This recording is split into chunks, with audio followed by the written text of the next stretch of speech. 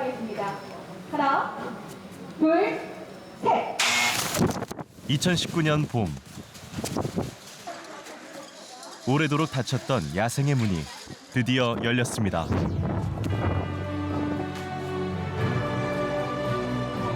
(40년) 만에 자연의 품으로 돌아간 40마리의 따오기들.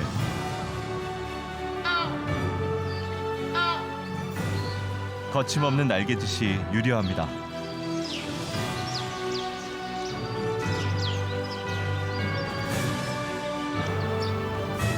우포 따오기들이 난생 처음 겪게 될 야생에서의 삶은 어떨까요?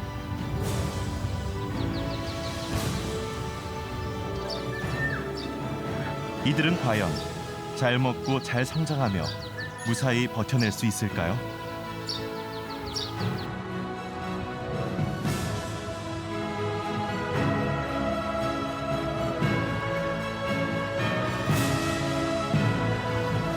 (40년) 만의 비상. 자연으로 돌아간 우포 따오기의 아름다운 날갯짓이 시작됩니다.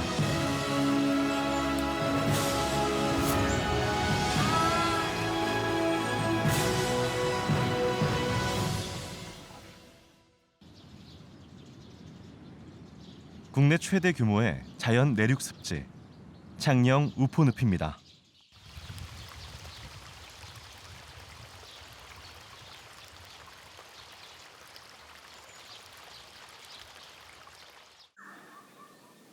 수천 종의 희귀 동식물이 공존하는 공간. 최고의 신비를 간직한 생태계의 보고라 불리는 곳이죠.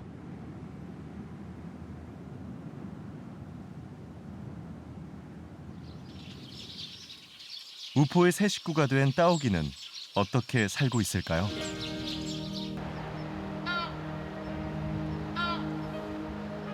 반가운 울음소리의 주인공, 날개 끝에 주황빛이 선명한 따오기입니다.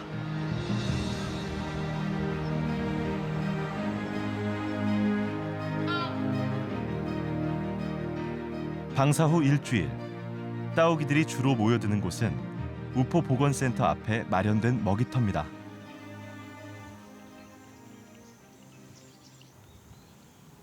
얕은 물속에 긴 부리를 넣고 분주히 먹이를 찾지만 어쩐지 수확이 없어 보입니다.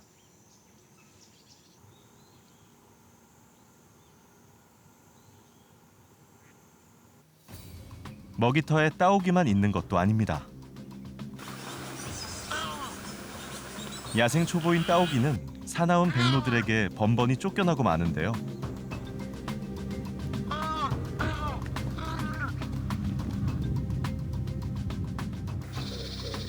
무리를 지어서 다니는 백로들은 수적으로 우세한 데다 워낙 공격성이 강합니다. 게다가 일정한 영역을 확보해가며 사냥을 하죠.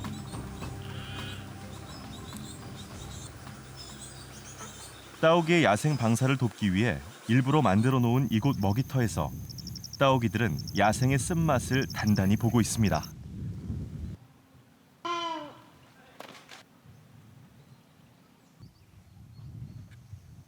다행히 백로들을 피해 다니며 먹이를 사냥하는 따오기들.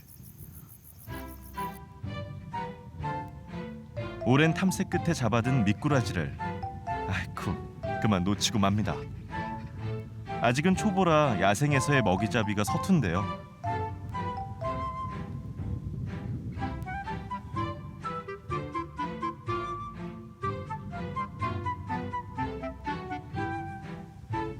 그런데 얼마 후 흥미로운 모습이 포착됐습니다.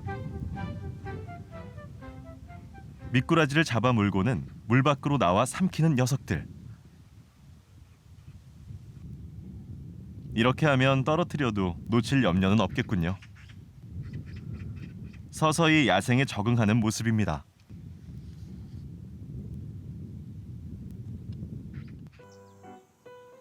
오전 사냥을 마친 따오기들이 쉬고 있습니다. 물에 젖은 날개를 손질하며 부리로 깃털에 윤기를 더하죠.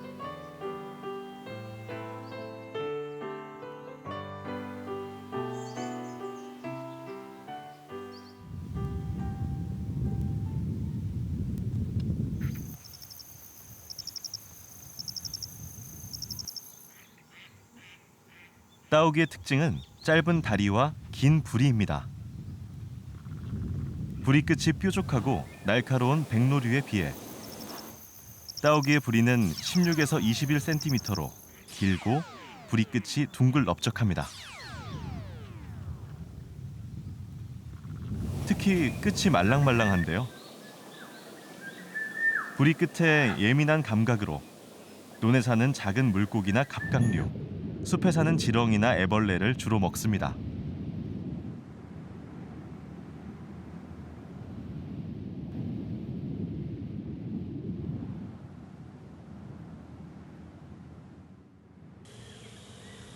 부리를 벌려 탐지폭을 최대한 넓히는데요. 이렇게 부리를 넣고 저어서 끝에 걸리는 움직임을 포착하는 것이 따오기 같은 저어색과의 특징입니다. 얼굴 옆면에 붙은 따오기의 눈은 시각이 상당히 넓습니다. 시력도 좋은 편이라 사냥에 유리하죠.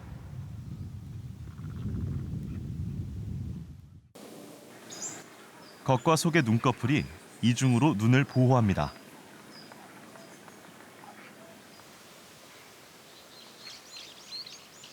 청력 또한 나쁘지 않은데요.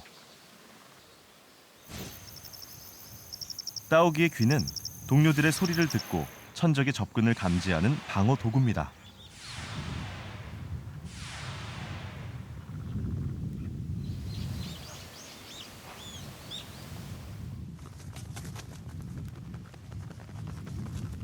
먹이잡이를 마친 따오기가 보금자리로 향합니다. 내려앉은 곳은 근처의 작은 소나무 숲. 가지가 수평으로 뻗어 있는 침엽수는 따오기가 좋아하는 나무입니다. 난생 처음 밖으로 나온 따오기들. 그래서 그들에겐 알맞은 먹이터와 보금자리를 찾는 것이 첫 번째 생존 과제일 텐데요. 하지만 대부분의 따오기는 방사 장소였던 보건센터 주변에 몰려 있습니다. 따오기들은 잘하고 있는 걸까요? 우선은 이제 주변의 지형 지물들을 파악하는 데 시간이 좀 필요한 상황입니다. 물론 저희 따오기 보건센터에서 야생 적응 훈련을 거쳤지만 아직 우푸늪의 지형이라든지 그리고 그 밖에 우리 보건센터 주변에 있는 지형에는 아직 완벽하게 적응이 된 상태가 아닙니다. 그래서 무리로 이렇게 관찰이 되는 걸로 확인이 되고요. 이후에 이제 좀 멀리까지 이동하는 개체들은 자기가 좋아하는 서식지가 어떤 지역인지를 찾기 위해서 이제 이동하는 녀석들 같고요. 지금 무리로 있는 개체들보다는 멀리까지 좀 이동한 개체들이 아무래도 적응력이 좀 더 빠르다라고 보시는 게 좋을 걸로 생각이 됩니다. 야생 방사 후 한 달. 40마리 중 25마리의 따오기가 우포 보건센터 주변에 머물렀습니다. 창녕 우포늪 곳곳으로 흩어진 따오기는 8마리. 창녕을 벗어나 멀리 다른 지역으로 날아간 따오기가 7마리였습니다. 북쪽으로 가장 멀리 날아간 따오기를 찾아 나섰습니다. 확인된 위치는 경상북도 고령군. 녀석을 만난 곳은 모내기가 끝난 어느 논이었습니다.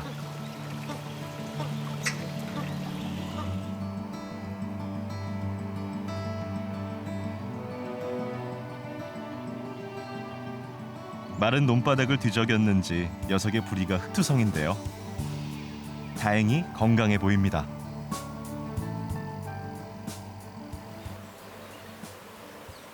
보건센터에서 부착한 발찌가 꽤나 귀찮은 모양. 어느새 야생의 본능이 되살아난 걸까요?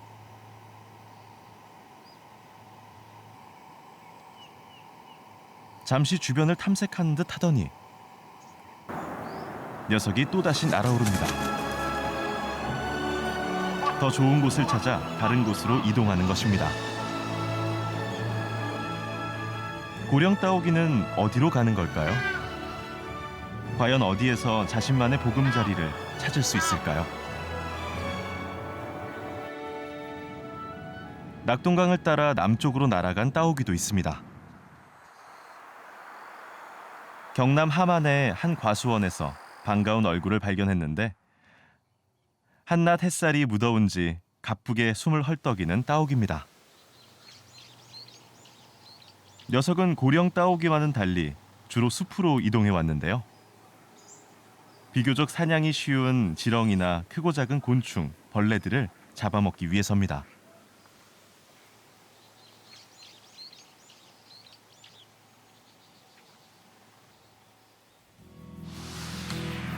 창녕 우포늪에서 직선으로 약 15km 떨어진 하만 칠북면에서 만난 녀석은 이곳저곳을 돌아다니다 한 달 후엔 50km 떨어진 하만 가야읍으로 이동했습니다.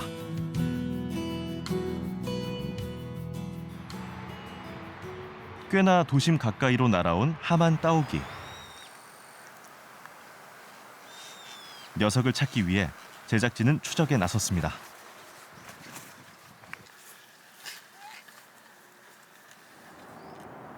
인근 야산에서 건강한 모습으로 다시 만난 따오기.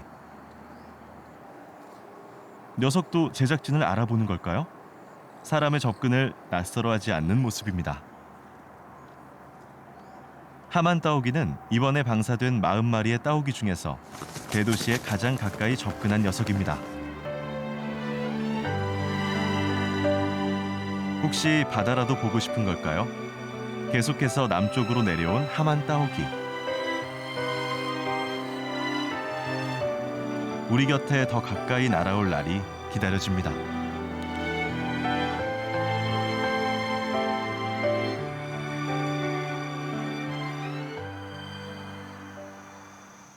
창녕군의 우포 따오기 복원은 어떻게 시작된 걸까요?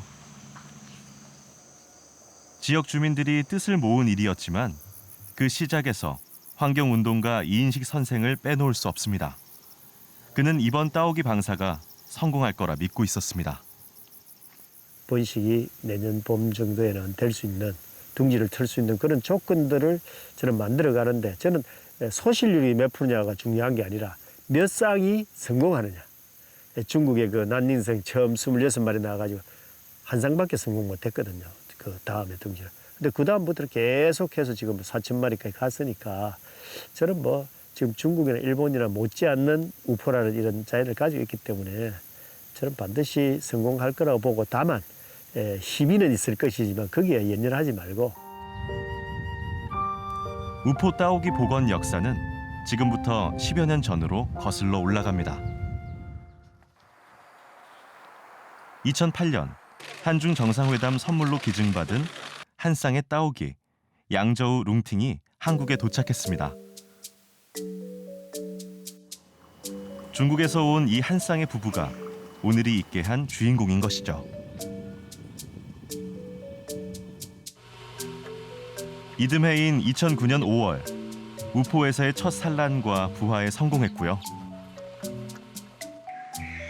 사람 손으로 일일이 이유식을 먹여가며 300여 마리까지 개체수를 늘려왔습니다.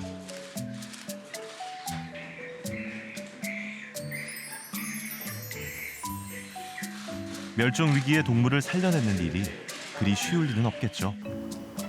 인공 부화를 거쳐 자연 부화를 시도하기까지 말 못할 위기들도 많았습니다. 따오기들은 밤이 되면 햇대에 올라가서 잠을 자고 하는데 그 중에 한 마리가 밤에 잠을 잘 때 땅바닥에 있고 먹이도 아예 안 먹었습니다. 그 정도 되면 저희들 중국이나 일본의 전문가들한테 문의를 해보니까 그는 거의 90% 죽는다. 포기해라 하더라고요. 저희들이 그걸 애들을 살리려고 그 24시간 동안 저희들이 계속 붙어서 거의 뭐 한 달 반 동안 저희들이 지극정성을 들이니까 이제 따오기가 서서히 회복을 하더라고요. 그때가 가장 힘이 들었죠. 2019년 4월, 따오기 야생 방사를 한 달쯤 앞둔 날입니다. 따오기 울음소리가 꽤나 요란한데요. 때 아닌 따오기 몰이 풍경이 펼쳐졌습니다.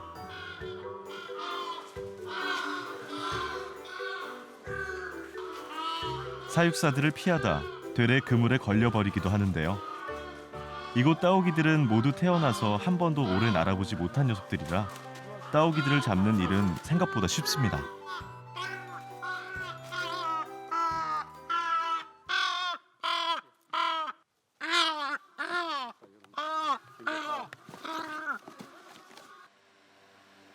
기존의 발찌를 제거하고요. 한 달 후 자연으로 돌려보낼 40마리의 따오기들에게 위치 추적기를 다는 작업이 한창입니다. 이 위치 추적기를 통해 방사 이후 따오기들의 행로를 추적하고 먹이터나 잠자리, 서식지에 대한 조사가 이루어지게 됩니다.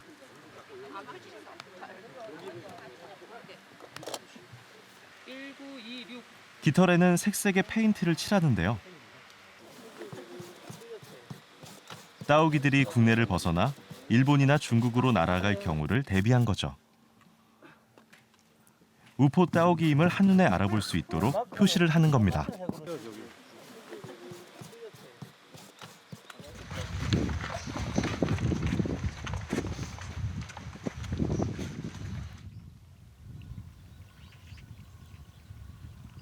준비를 마친 따오기들이 방사장으로 옮겨졌습니다.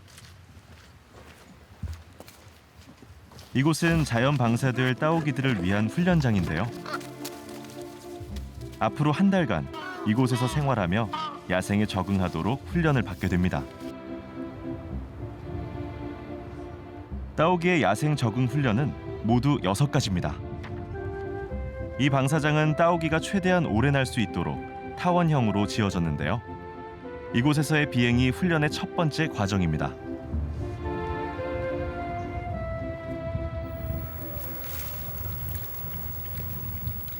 논이나 인공습지 형태로 만들어진 곳에서 물고기를 잡아먹는 먹이 사냥 훈련도 반복됩니다.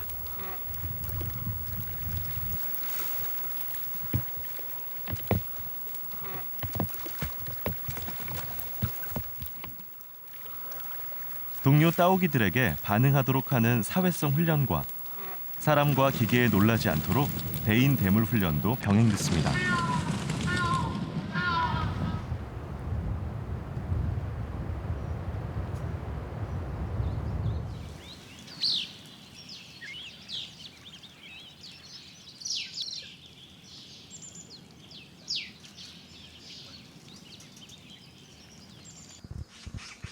초록의 생명력이 넘치는 7월의 우포입니다.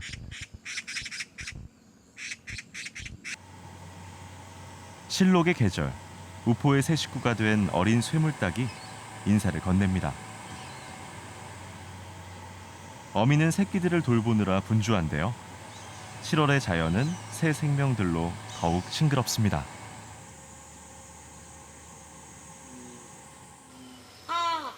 그러나 우포 따오기들은 조금 달랐습니다.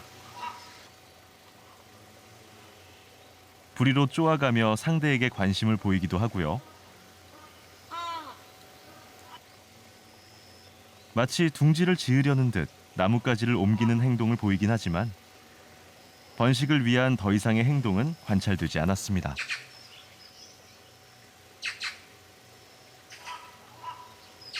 이 즈음 야생의 따오기는 어떤 모습을 보여야 정상일까요?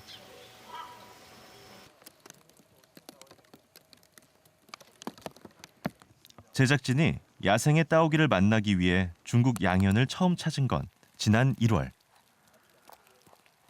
새하얀 나무에 앉아 고스란히 눈을 막고 있는 따오기들. 선명한 주황빛이 아름답습니다. 이곳에서도 1월에 눈이 내리는 건 꽤나 드문 일이지만 설안에도 따오기들은 활기차 보입니다. 양현을 중심으로 중국엔 3천여 마리의 야생 따오기가 살고 있습니다.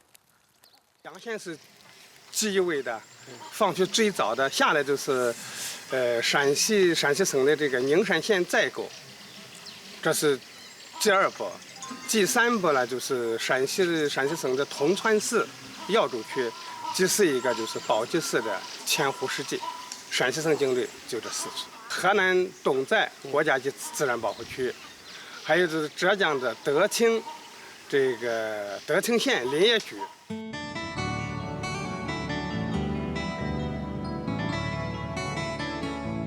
3월, 제작진은 중국 양현을 다시 찾았습니다. 따오기의 고향이라 불리는 양현은 꽤 번화한 도시인데요. 도심을 가르는 하천에서도 따오기 무리를 쉽게 만날 수 있습니다.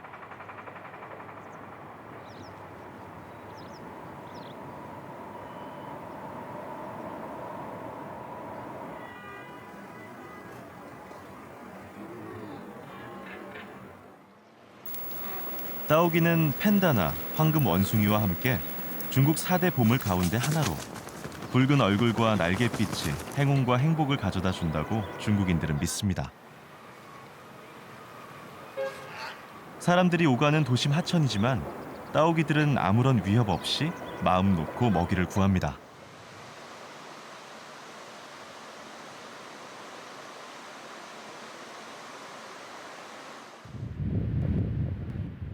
야생의 따오기들을 따라 그들의 보금자리를 추적해 보았습니다.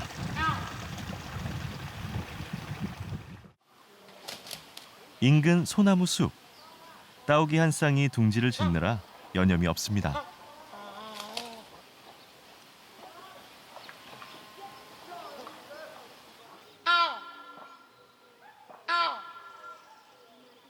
보통 따오기들은 작년에 쓰던 둥지를 그 다음 해에도 다시 쓰는데요. 가끔 둥지를 탐내거나 나뭇가지를 훔치려다 쫓겨나는 녀석들도 있습니다.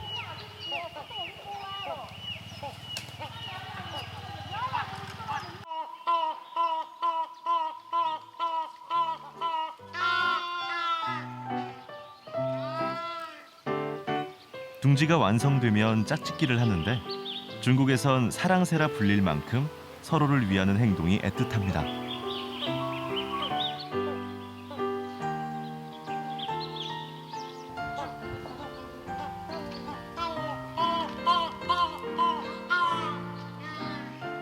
짝짓기가 끝나고 일주일이 지나면 2개에서 4개 정도 알을 낳습니다.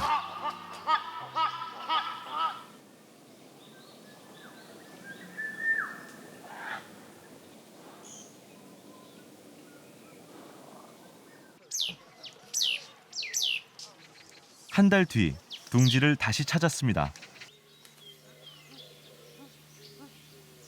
금슬 좋은 따오기 부부의 둥지가 분주한데요. 자세히 보니 역시나 새끼들이 보입니다. 2마리군요.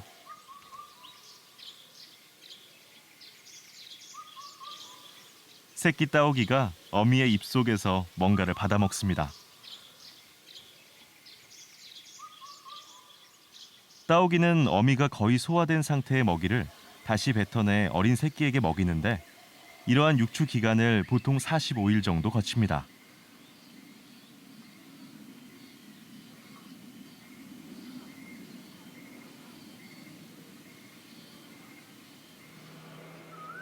이 시기엔 암수 번갈아 가며 먹이를 구하러 가거나 새끼를 품죠.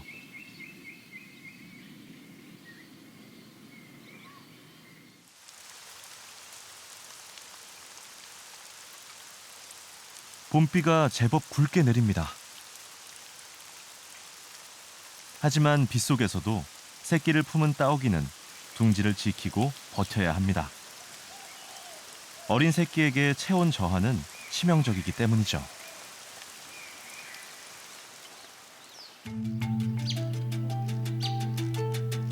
이번엔 산악기로 유명한 중국 까치가 따오기 둥지를 노립니다.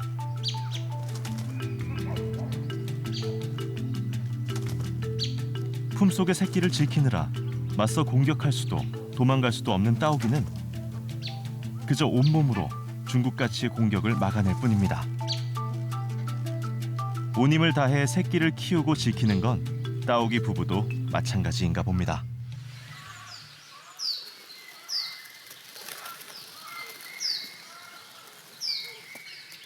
며칠 후 찾아간 따오기 둥지. 그런데 이게 어찌 된 일일까요? 새끼도 어미도 사라졌습니다. 둥지가 깨져버린 겁니다.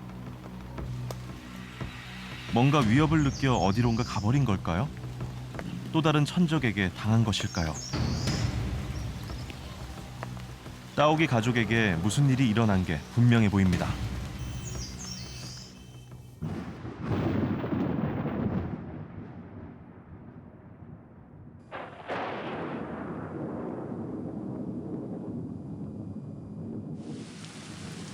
우포의 여름 장마가 시작됐습니다.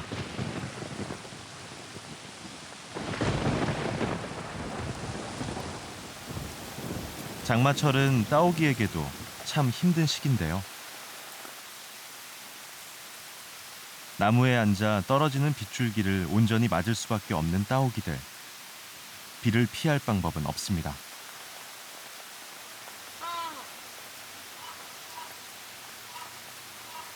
그저 체온이 떨어지지 않도록 기름을 발라 비에 덜 젖도록 하거나 물에 젖은 깃털을 털어낼 뿐.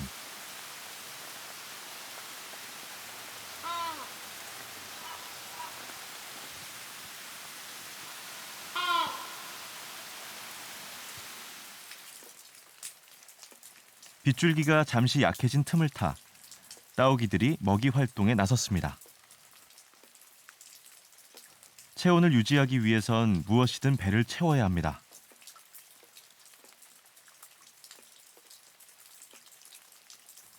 야생의 자연이란 때론 이토록 혹독한 건가 봅니다. 하만 따오기도 마찬가지. 야생에서 난생 처음 겪는 긴 장마 속 굶주림과 추위를 하만 따오기는 혼자서 오롯이 겪어내며 잘 견뎌내고 있었습니다.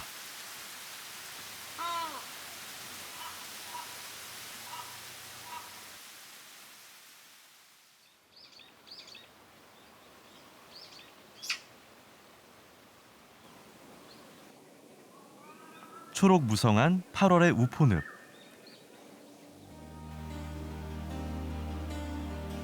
우포의 상징인 가시연이 올해도 만개했네요.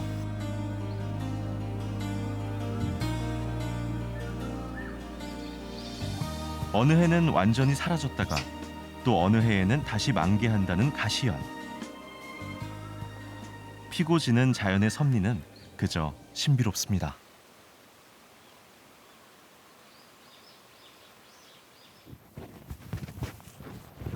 8월 9일 우포 따오기의 비보가 전해졌습니다.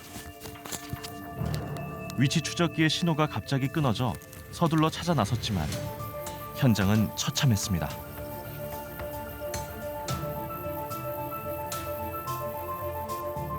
야생의 자연에는 언제 어디서나 천적이 있다는 걸 따오기는 몰랐던 걸까요?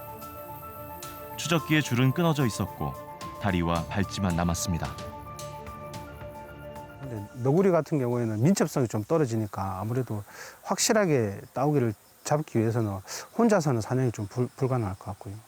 근데 담비나 삭 같은 경우에는 단독으로도 민첩하다 보니까 단독으로도 이렇게 따오기를 사냥할 수 있지 않을까 그래 보고 있습니다. 등치를 좀 크게 보이기 위해서 따오기가 천적이 나타났을 때 날개를 이렇게 펴고 자기가 이제 최대한 방어한다고 하지만 그래도 아마 이제 배고픈 포유류한테 당하기는 좀 어렵지 않을까 그렇게 보고 있습니다. 지난 9월 6일 또 다른 사고 소식이 전해졌습니다.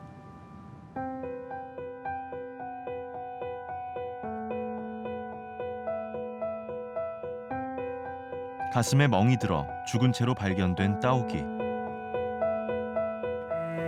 천적에 쫓겨 갑자기 날아 도망치다가 기둥에 부딪혀 사고를 당한 것으로 추정됩니다.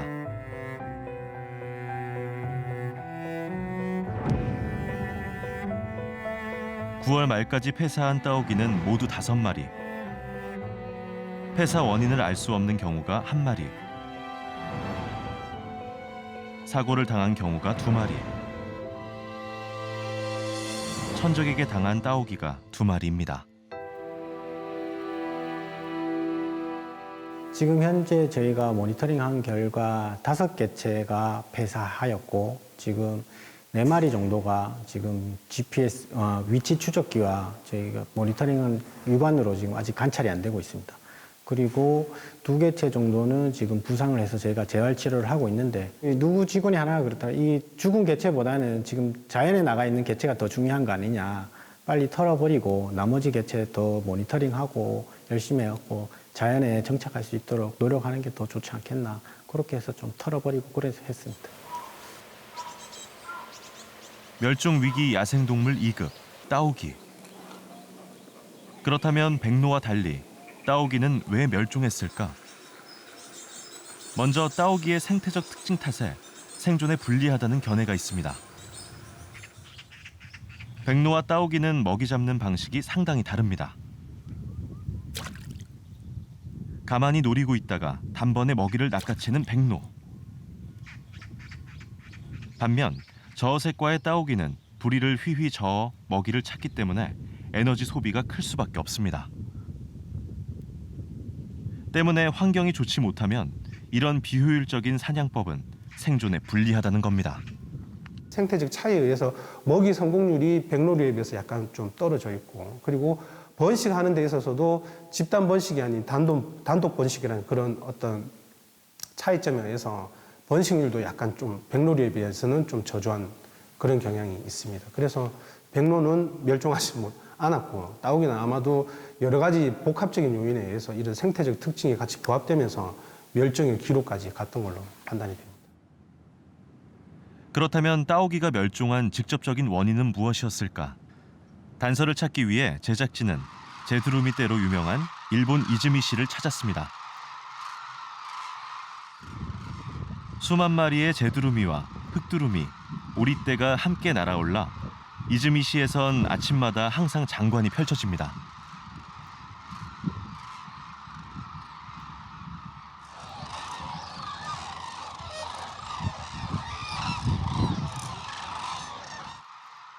이곳에 두루미떼가 몰려드는 건 주민들이 먹이를 뿌려주기 때문인데요. 멸종 위기에 처한 제두루미 수를 늘리기 위해 70년 동안 보호 정책을 펼쳐온 것. 물론 먹이 주기에 대한 논란은 여전하지만 농작물에 피해를 주는 새였던 제두루미는 이제 이곳 사람들에게 사랑받는 새가 되었습니다.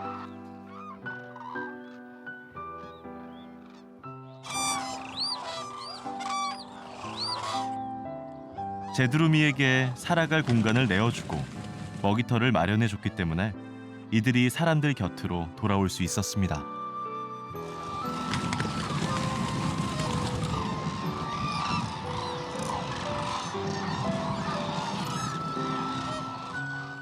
まずは給油地といって、鶴が越冬している期間、網を張った特別の保護区を作ります。ねぐらの設置、それから給餌、そして死んだ鶴や弱っている鶴をなるべく早く発見して、回収をして、生きているのであれば保護をする。そして今はですね、鳥インフルエンザ対策も入ってきています。 두루미가 사라졌던 것도 또 다시 돌아온 것도 사람 때문이었습니다. 전문가들은 따오기의 멸종 원인 역시 사람 때문으로 보고 있습니다. 사람들이 살아갈 터전을 내어주지 않았을 뿐더러 마구잡이로 포획했기 때문입니다. 따오기가 멸종될 때 그 과정을 역으로 다시 회복시키면 따오기가 이제 복원되고 정착화할 수 있는 거거든요. 가장 많이 훼손이 됐던 섭지하고 논, 이걸 따오기가 살 수 있는 공간을 확보를 하는 것이 우선 중요하고요. 사냥이라든지 인간적 위협에서 탈출시킬 수 있는 방법. 그다음에 또 하나가 이제 번식할 수 있는 둥지를 만들 수 있는 공간. 그 세 가지가 이루어진다면 안정되게 정착화할 수 있을 것이다라고 할 수 있겠습니다.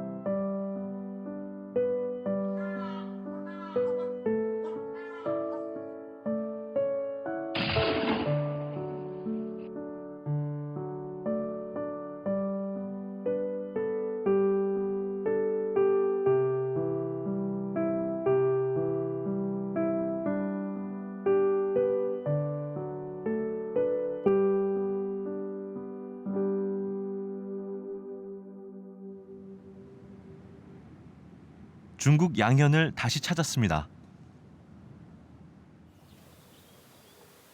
제작진은 지난 따오기 둥지가 왜 깨졌는지 새끼와 따오기 부부는 어디로 갔는지 끝내 알 수는 없었습니다. 그래서 하는 수 없이 새로운 둥지를 찾아야 했죠.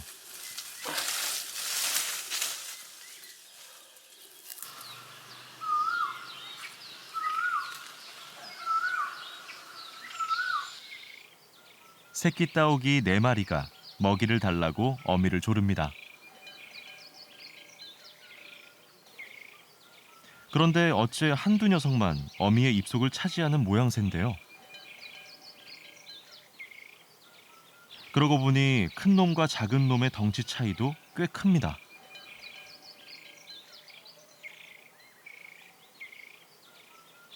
큰 놈은 더 먹겠다고 작은 놈을 부리로 쪼아대기까지 합니다.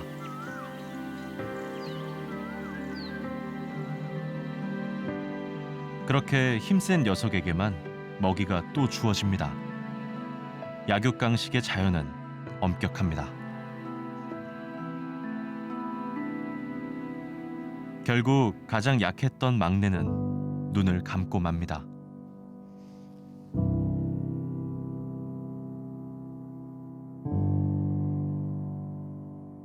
在喂小鸟的时候啊，它会选择哪个小鸟这个强壮，先喂哪个。有些弱小的、生病的或者与天气啊各方面等等的关系影响它，它就会放弃那个弱小的这个鸟不喂，这些弱小的鸟就自然淘汰死掉了。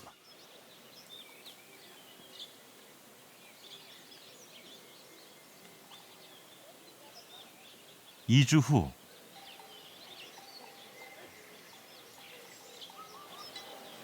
어느새 어미만큼 몸집이 커진 따오기 새끼들입니다.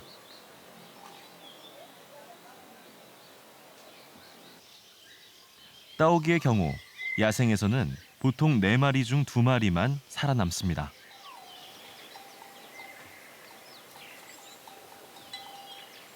몸집이 커질수록 어미에게 더 많은 먹이를 달라고 보챕니다.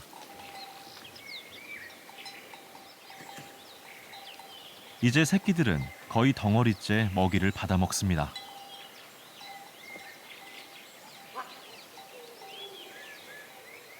이제 어미에게도 새끼들을 먹이는 일이 버거워 보이는데요.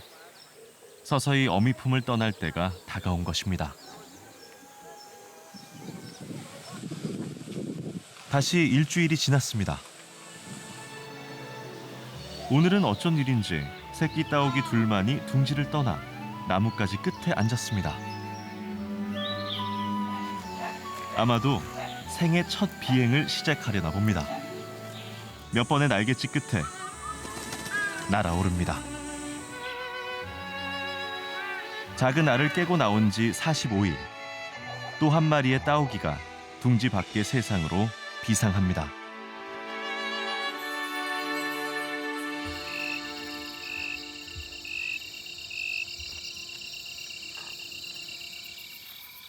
우포에 어둠이 내려앉았네요. 밤이 깊어진 후에야 비로소 깨어나는 생명들.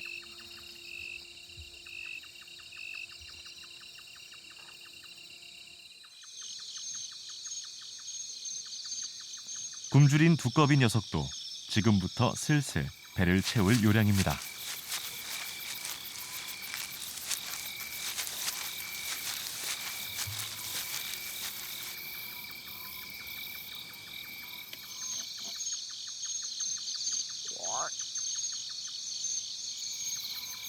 따오기들은 어떻게 밤을 보낼까요? 눈꺼풀이 꿈뻑, 날갯짓에 머리를 숨긴 채 나뭇가지에 앉아 슬쩍 잠을 청합니다.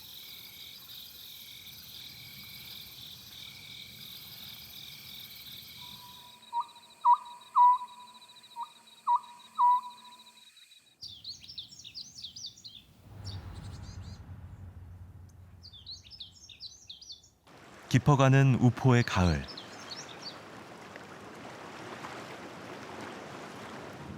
새벽 물안개가 한 폭의 수채화를 그려낸 듯 신비롭습니다.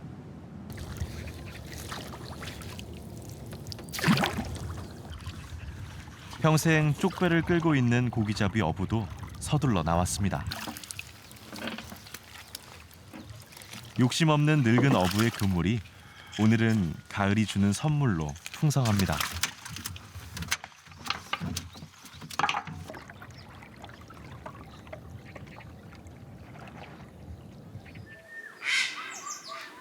우포 보건센터 앞 먹이터입니다.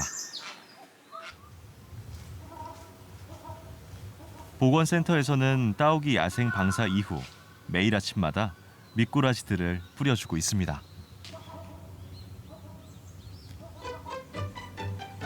이번 겨울을 날 때까지만이라도 먹이를 줄 계획. 하지만 따오기들은 보이지 않고 먹이터를 차지한 백로들만 미꾸라지로 포식을 합니다.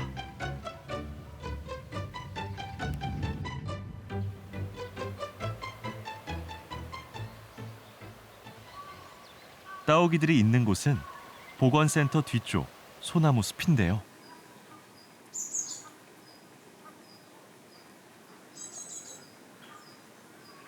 이곳에서나마 저들끼리 무리를 이뤄 영역을 지키는 듯 보입니다. 지렁이, 벌레, 곤충들을 잡아먹으면서 말이죠. 이 따오기들은 센터에서 주는 먹이 때문에 올 겨울에도 이곳에 계속 머물 것입니다. 어느덧 새하얗게 돋아난 깃털로 따오기들은 겨울옷을 갈아입었습니다. 얼어붙은 땅에서 먹이를 찾아야 하는 춥고 배고픈 겨울이 성큼 다가오고 있습니다. 올겨울이 저도 굉장히 좀 두렵습니다. 지금 야생에 있는 따오기들이 과연 먹이를 제대로 좀 섭취하면서 그런 혹독한 시기에 먹이가 많이 부족하기 때문에 겨울철은 굉장히 혹독한 시기입니다. 특히나 날씨가 춥기 때문에 체온을 유지하는데도 굉장히 많은 에너지를 써야 될 겁니다. 그래서 굉장히 좀 걱정이 많이 되고요. 따오기들은 겨울에 어떻게 먹이를 구할까? 우리는 일본의 사도를 찾았습니다. 사도는 일본에서 마지막 따오기가 살았던 곳. 지금은 사도 전역에서 어렵지 않게 따오기를 목격할 수 있습니다.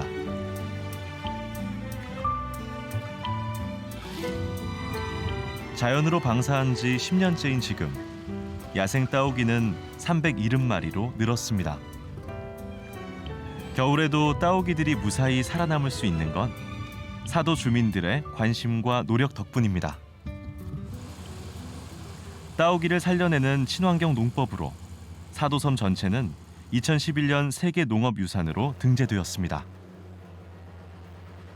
무농약이나 저농약 농법으로 논안의 따오기의 먹이가 되는 다양한 생물들이 살 수 있게끔 만들어 왔습니다.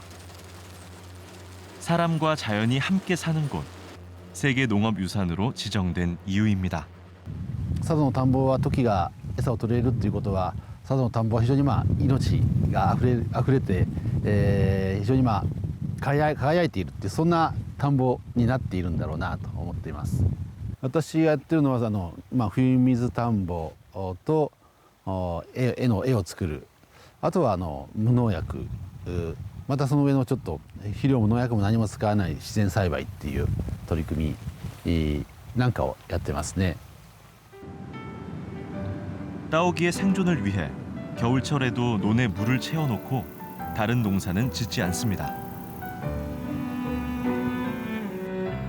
따오기가 즐겨 다니는 논둑에도 풀을 베고 제초제는 사용하지 않는데 물론 이것은 따오기 협회를 중심으로 한 주민들의 자발적인 참여로 이루어집니다.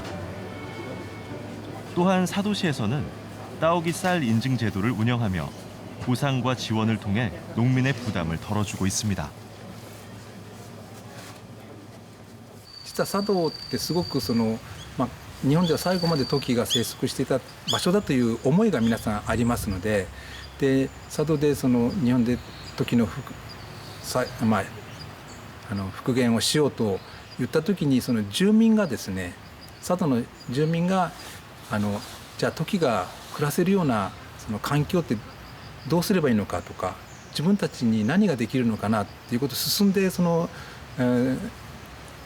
実践した若い農家の方が多かったんですよね。 행복을 주는 새라 불리는 사도의 따오기.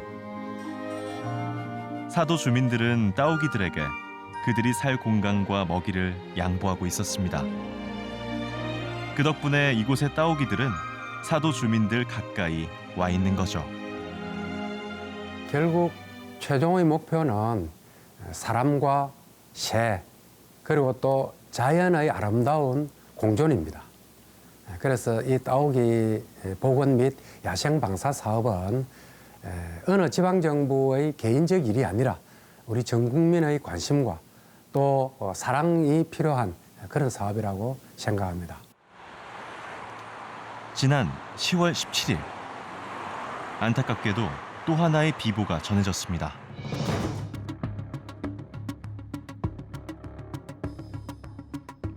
하만 따오기의 위치 추적기가 한 풀숲에서 덩그러니 발견되었습니다. 뽑혀진 따오기 깃털과 함께 정체를 알 수 없는 뼈 한 조각. 안타깝게도 하만 따오기가 천적에 희생되고 말았습니다.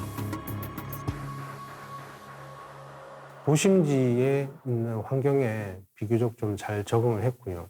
주변에 사람의 어떤 인위적 간섭이나 그리고 차량의 이런 소음들 그런 부분에 대단히 잘 적응한 개체 같아 보였습니다. 사람하고 가장 가깝게 있는 따오기가 아니었을까라는 생각이 듭니다. 그래서 더 좀 다른 개체들보다는 좀 더 마음이 좀 많이 쓰이네요. 예. 사람하고 같이 이렇게 좀 공존하는 첫 번째 사례가 될 수도 있었던 따오기가 아니었을까 그런 판단이 들어서 그 개체 죽은 게 좀 많이 안타깝습니다.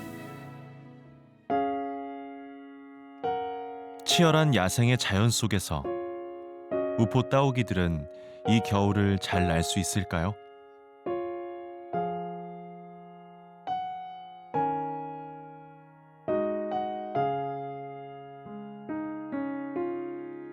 사람의 잘못으로 사라진 따오기.